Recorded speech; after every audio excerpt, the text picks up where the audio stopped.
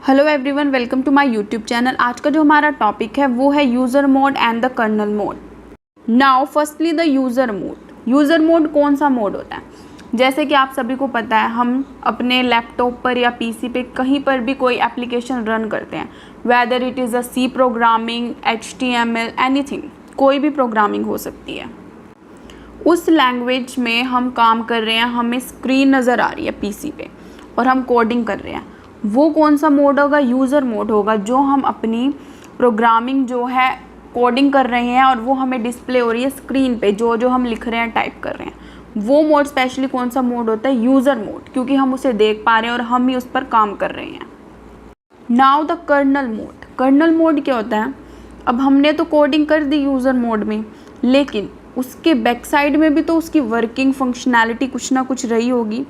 जो back side में hardware work कर रहे हैं, कुछ प्रोसेसेस हो रहे हैं, वो सारे मोड पीछे के क्या होंगे? कर्नल मोड होंगे, जिनको हम नहीं देख सकते, हमें नहीं पता पीछे क्या फंक्शनैलिटी है। वो जो है ऑटोमेटिकली कोडिंग सेट होती है सॉफ्टवेयर में।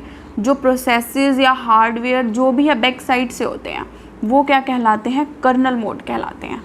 अब एक बार हम इसका पूरा डिटेल में डायग्राम की हेल्प से समझने की कोशिश करेंगे। Now let us try to understand the user mode and the kernel mode with the help of these diagram.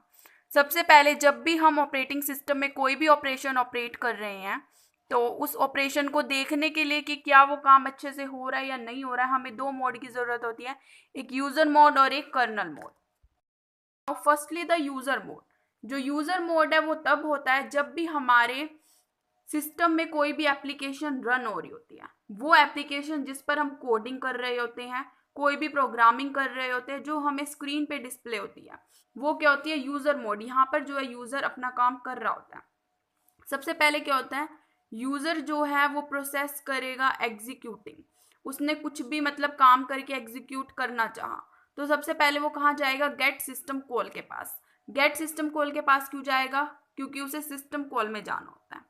तो जब वो यूजर मोड में होगा, सबसे पहले उसकी मोड बिट जो है वो 1 होगी, लेकिन जब वो गेट सिस्टम कॉल से एग्जीक्यूट सिस्टम कॉल में जाने के लिए तैयार होगा, सबसे पहले आएगा ट्रैप, उसका मोड बिट चेंज होगा। यहाँ पे यूजर मोड में मोड बिट 1 थी, लेकिन कर्नल मोड में हमारी जो मोड बिट होती है वो 0 होती है।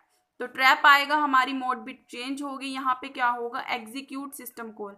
यहाँ पे जो भी हमने ऑपरेशन ऑपरेट करना है वो एग्जीक्यूट होगा। यहाँ पर क्या होगा? किसी भी प्रकार की जो हमें रीडिंग, राइटिंग, कुछ भी अपने फाइल में काम करना है, वो यहाँ एग्जीक्यूट होगा। एग्जीक्यूट होने के बाद हम क्या करेंगे? दोबारा से यूजर मोड में जाना चाहेंगे, तो यहाँ पर हमारा जो मोड बिट 0 था, ट्रैप आने की वजह से फिर से मोड बिट 1 होगा और वो यूजर मोड के अंदर हमारे पास जाएगा और हमें जो भी काम हमने किया है वो रिटर्न करेगा फ्रॉम द सिस्टम कॉल, और वो फिर से हमें हमारी स्क्रीन पे डिस्प्ले होगा। कर्नल मोड का जो है डायरेक्ट एसेस होता है किसके साथ? हार्डवेयर के साथ। हार्डवेयर में क्या होता है? मेमोरी एड्रेस असेसिबल होते हैं, सीपीयू की इंस्ट्रक्शंस जो हमें एग्जीक्यूट करनी है, ये सब कहाँ होगा? कर्नल मोड के अंदर होगा। तो ये हमारा यूजर मोड और कर्नल मोड था, जो आपको अच्छे से क्लियरली समझ आ गया होगा। So please like the video and subscribe my channel. Thank you so much.